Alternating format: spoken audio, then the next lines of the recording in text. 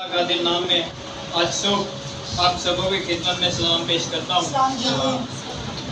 خدائی قدوس کا شکر ادا کرتا ہوں جس نے ایک بار پھر یہ موقع بخشا اس لائق جانا کہ کلام خدا بندی کی خدمت کو آپ سبوں کے درمیان میں سر انجام دے سکوں۔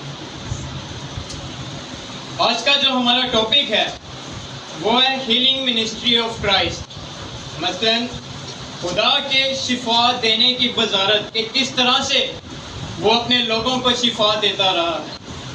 اور اگر ہم ایٹریبیوٹس آف گاڈ دیکھیں، خدا کی خصوصیات، اس کے اندر ہمیں ایک بڑی خصوصیت جو خدا کی دیکھنے کو ملتی ہے وہ ہے شافی۔ اور شافی کا عبرانی متن اگر ہم دیکھیں تو اس کا مطلب ہے رفع کرنے والا، اور رفع اس کپڑے یا چیز کو کیا جاتا ہے جو خراب ہو جائے یا پھٹ جائے، رفع اس چیز کو کیا جاتا ہے۔ تو عزیزو، آج ہم دیکھیں گے کہ خدا ہمیں شفا کیوں دینا چاہتا ہے، اور جب اس کے مار کھانے سے ہم نے شفا پائی ہے، ہمارا کفارہ دیا گیا ہے، تو بیماریاں پھر بھی کیوں ہمارے گھروں میں ڈیرا ڈالے بیٹھے ہیں۔ آمین۔ تو عزیزو، اگر ہم تھیولوجیکلی دیکھیں تو ہمیں خدا کے ساتھ انسان کا ایک بہت ہی خوبصورت رشتہ دیکھنے کو ملتا ہے جو ہے محبت کا۔ ویسے تو بہت سی وجوہات ہیں جس کی بنا پر خدا لوگوں کو شفا دیتا ہے، ان کو صحت اور تندرستی دیتا ہے، لیکن آج ہم صرف دو پر غور کریں گے، ایک خدا کی انسان کے ساتھ محبت، اور دوسرا کہ وہ اپنا جلال لوگوں کے درمیان معجزات ظاہر کرنے کے لیے لوگوں پر ظاہر کرتا ہے۔ تو آج ہم دیکھیں گے کہ کس قدر خدا اپنے لوگوں کے ساتھ محبت کرتا ہے کہ اس نے اپنا ایک لوتا بیٹا وہ ہمارے لیے قربان کر دیا، اسے دنیا میں بھیج دیا تاکہ وہ ہمیں ہمارے گناہوں سے نجات دے سکے، ہمیں شفا یاب کر سکے۔ خدا جو ہے وہ صرف ہماری روح اور جان سے محبت نہیں رکھتا، بلکہ وہ ہمارے بدنوں کے ساتھ بھی اسی طرح محبت رکھتا ہے جیسے اسے ہماری روح اور جسم کا خیال ہے، کیونکہ اس نے ہمیں اپنی ہی شبیہ پر بنایا، اپنی صورت کی مانند، اور اپنا دم جو ہے ہمارے اندر پھونکا تاکہ ہم جیتی جان بنے اور اس کے نام کی حمد و ثنا کر سکیں۔ آمین۔ تو میرے ساتھ دیکھیے گا عزیزو، پیدائش کی کتاب اس کا پہلا باب اور اس کی 26ویں آیت سے جو مرقوم ہے۔ پھر خدا نے کہا کہ ہم انسان کو اپنی صورت پر اپنی شبیہ کی مانند بنائیں، اور سمندر کی مچھلیوں اور آسمان کے پرندوں اور چوپایوں اور تمام زمین اور سب جانداروں پر جو زمین پر رینگتے ہیں اختیار رکھیں۔ خدا کے پاک کلام کا پڑھا اور سنا جانا ہم سب کے لیے باعث برکت ہے۔ عزیزو، آج ہم دنیاوی ماں باپ ہونے کے ناطے جب ہماری اولاد کو ذرا سی کوئی تکلیف آ جاتی ہے یا وہ کسی بیماری میں مبتلا ہو جاتا ہے تو ہم ایک دم سے پریشانی کا شکار ہو جاتے ہیں، ٹینشن میں آ جاتے ہیں کہ پتہ نہیں کیا ہو گیا ہے، کیوں اس کو یہ بیماری آ گئی ہے، خدا کو ہمارا گھرانہ یا ہمارے بچے ہی ملے تھے ایسے۔ تو وہ زندہ خدا جس نے ہمیں اپنے ہاتھوں سے بنایا جب ہمارا کوئی وجود نہ تھا، اس نے مٹی سے ہمیں بنایا، اپنا دم ہمارے اندر پھونکا، تو جب ہم کسی بیماری میں مبتلا ہو جاتے ہیں تو وہ ہمیں کیسے تکلیف میں دیکھ سکتا ہے۔ بعض اوقات ہم بے وفا ہو جاتے ہیں لیکن وہ اپنی وفاداری کو ہمارے ساتھ نبھاتا رہتا ہے۔ آمین۔ میرے ساتھ دیکھیے گا رومیو کے نام پولوس رسول کا خط، اس کا 8 باب اور اس کی 26ویں آیت سے جو مرقوم ہے۔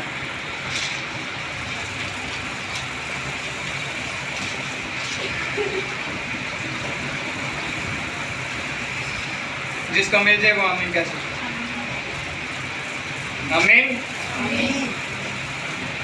اسی طرح روح بھی ہماری کمزوری میں مدد کرتا ہے، کیونکہ جس طرح سے ہم کو دعا کرنا چاہیے ہم نہیں جانتے، مگر روح خود ایسی آہیں بھر بھر کر ہماری شفاعت کرتا ہے جس کا بیان نہیں ہو سکتا. خدا کے پاک کلام کا پڑھا اور سنا جانا سب کے لیے باعث ہے. کتنی خوبصورت بات ہے کہ ہم ایسے زندہ خدا کی عبادت کرتے ہیں جو ہمارے بے وفا ہونے کے بعد بھی ہمارے ساتھ اپنی لافانی محبت کو قائم رکھتا ہے. ہمارے پاس اس سے بات چیت کرنے کا ٹائم بھی نہیں ہے. دعا بیسیکلی جو ہے وہ خدا کے ساتھ بات چیت کرنے کا ایک ذریعہ ہے. ہمارا جو کنیکشن خدا کے ساتھ مضبوط کرتی ہے وہ ہماری دعا ہے. لیکن آج ہمارے پاس دعا کرنے کا ہی ٹائم نہیں ہے، تو بھی لکھا ہے کہ وہ آہیں بھر بھر کر ہماری شفاعت کرتا ہے جس کا بیان نہیں ہو سکتا. تو عزیزو، اگر ہمارا خدا جو ہے ہمیں کسی بھی حال میں اکیلا اور تنہا نہیں چھوڑتا، وہ اپنی لافانی محبت کو، اپنی وفاداریوں کو ہمارے ساتھ قائم رکھتا ہے، ہمیشہ ہمارے ساتھ رہتا ہے، تو کیوں نہ ضرور ہے کہ ہم بھی اس کے حضور اس کے ساتھ ٹائم سپینڈ کیا کریں، اس کے حضور زیادہ سے زیادہ دعا میں وقت گزارا کریں. تبھی وہ ہمارے ڈیروں سے، ہمارے گھرانوں سے بیماریوں کو دور کرے گا. آمین. دوسرا پوائنٹ جو ہم دیکھتے ہیں وہ ہے کہ خدا لوگوں کو اس لیے بھی شفا دیتا ہے تاکہ اس کا جلال اس کے لوگوں میں ظاہر ہو اور لوگ اس پر ایمان لائیں تاکہ نجات پائیں اور مخلصی پائیں اور اس کا نام ہماری زندگیوں میں جلال پاتا رہے. میرے ساتھ دیکھیے گا متی کی انجیل اس کا 9 باب اور اس کی 1 سے 2 آیات میں یوں مرقوم ہے. متی کی انجیل اس کا 9 باب اور اس کی پہلی 2 آیات سے پڑھیں گے. پھر وہ کشتی پر چڑھ کر پار گیا اور اپنے شہر میں آیا، اور دیکھو لوگ ایک مفلوج کو چارپائی پر پڑا ہوا اس کے پاس لائے.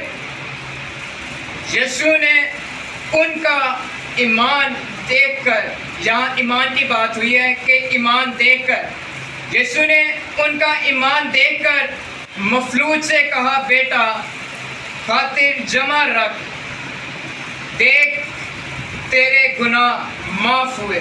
اور آگے 8 آیت سے لکھا ہے، وہ اٹھ کر اپنے گھر چلا گیا.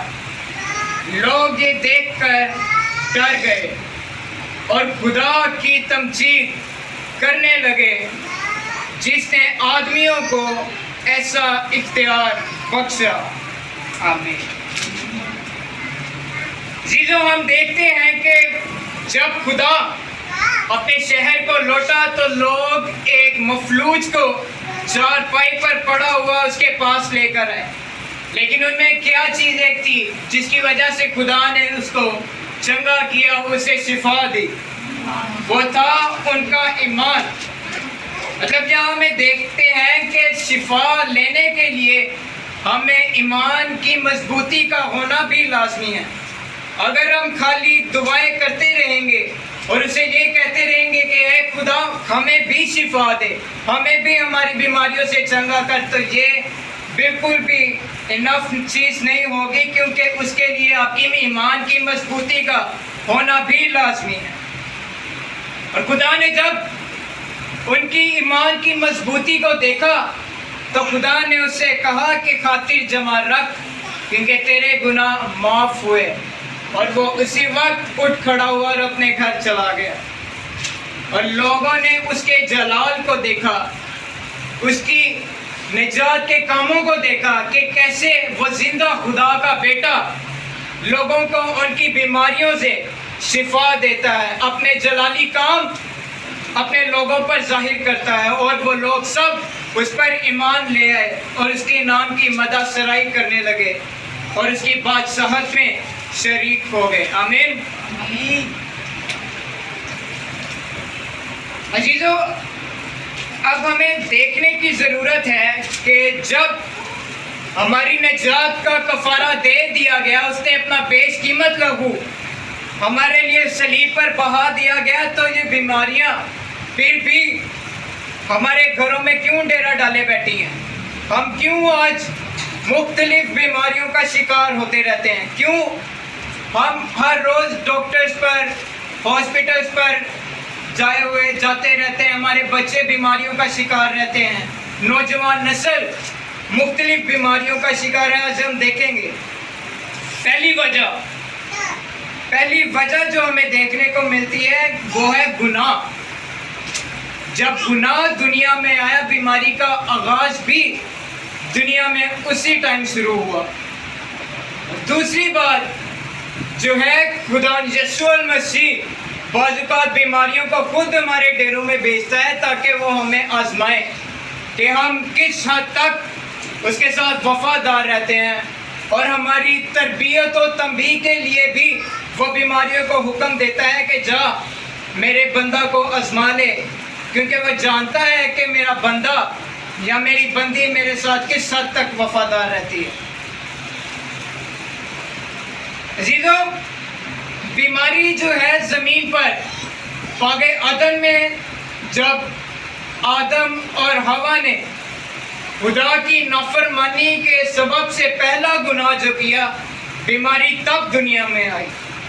اگر زمین پر گناہ ہی سرزد نہ ہوتا، گناہ نہ کیا جاتا، تو آج میں اور آپ مختلف بیماریوں میں گرفت نہ ہوتے۔ پولس رسول بیان کرتا ہے، جب گناہ دنیا میں آیا تو لوگوں نے اسے پھیلایا، اور بے شک بیماری گناہ کا نتیجہ ہے۔ اگر آج ہم گناہ نہ کریں گے تو بیماریاں بھی ہمارے ڈیروں میں نہ آئیں گی، لیکن ہم ہر روز، ہر وقت، ہر منٹ، ایون ہر سیکنڈ کوئی نہ کوئی چھوٹے سے چھوٹا گناہ کرتے رہتے ہیں، اور ہم بھول جاتے ہیں کہ ہمارے جو اعضاء ہیں، ہمارا جو جسم ہے وہ خدا کا مقدس ہے، ہمارے جو بدن کے اعضاء ہیں وہ خدا کے اعضاء ہیں۔ یہ تو ہمارا جسم بھی اپنا نہیں ہے، کیونکہ یہ بدن، اس کا کفارہ جو ہے خدا نے اپنے بیش قیمت لہو سے دیا ہے۔ تو ہم کس حق کے ساتھ اس جسم کے ساتھ، ان اعضاؤں کے ساتھ گناہ کرتے ہیں؟ میرے ساتھ دیکھیے گا، پہلا کرنتھیوں اس کا 5 باب اور اس کی 15 سے 20 آیات میں یوں مرقوم ہے،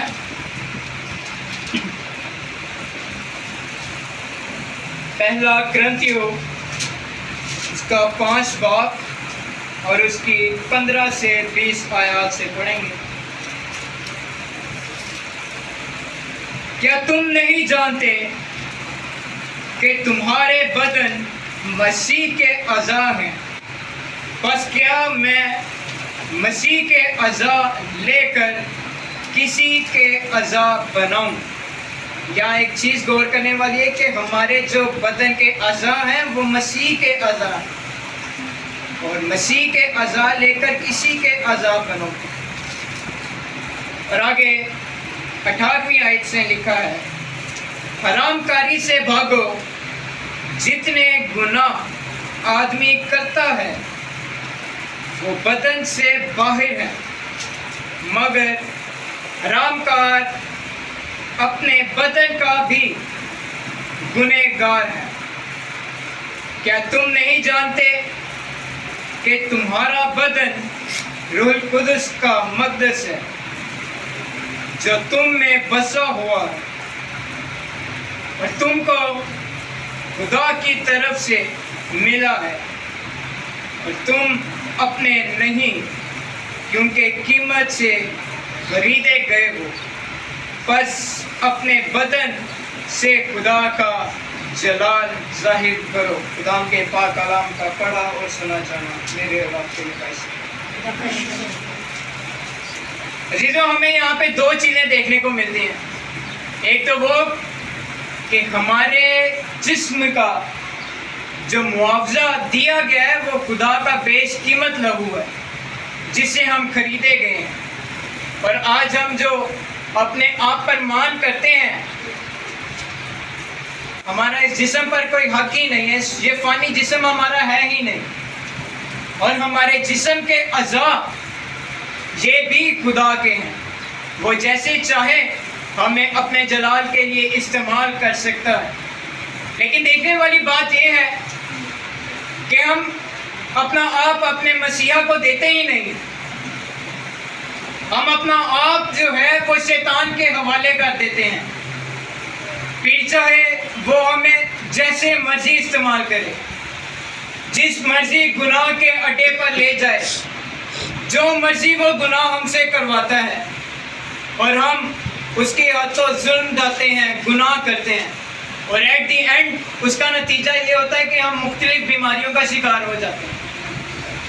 بیماریاں ان حالات میں ہمارے گھروں میں آ جاتے ہیں کہ ہمیں پتہ ہی نہیں لگتا کہ ہم کن حالات کا شکار ہو گئے ہیں، اور تب ہم خادمین کے پاس بھاگتے ہیں، ان کو جا کر یہ کہتے ہیں کہ قاضی صاحب میرے بیٹے کے لیے دعا کرو، میرے لڈو کے لیے دعا کرو، میرے چند کے لیے دعا کرو، تے چند جڑا چند چاڑ کے آندا ہوندی وجہ تو وہ چند چڑھتا ہے جڑا سانوں پتہ ہی نہیں ہوتا۔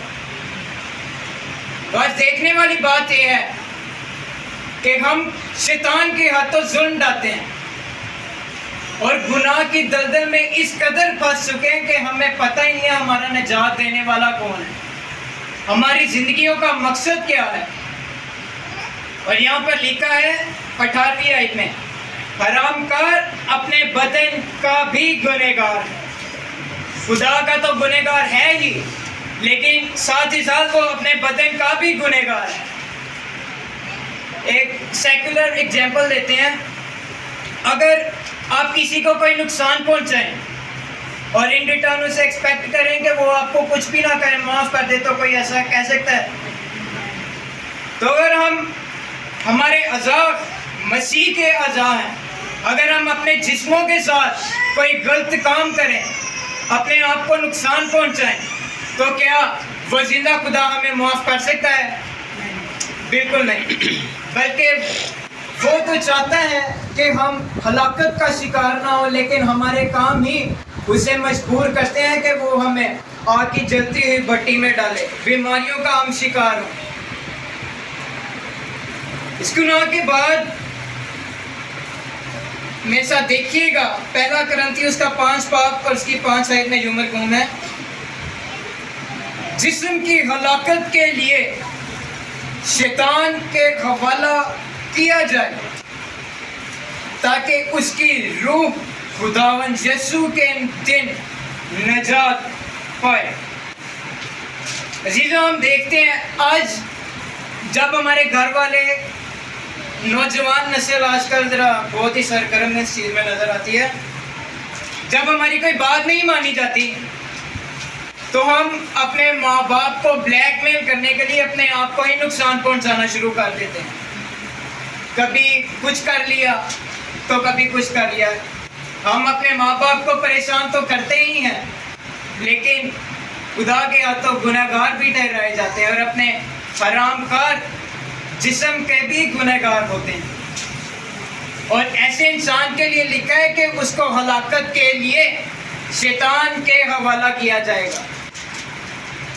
تو کیا آپ لوگ چاہتے ہیں کہ آپ لوگوں کو ہلاک کیا جائے شیطان کے ہاتھوں، آپ اس کی بادشاہی میں شریک نہ ہوں؟ کون کون چاہتے ہیں کہ میں ہلاکت چاہتا ہوں اپنی؟ کوئی بھی نہیں چاہتا۔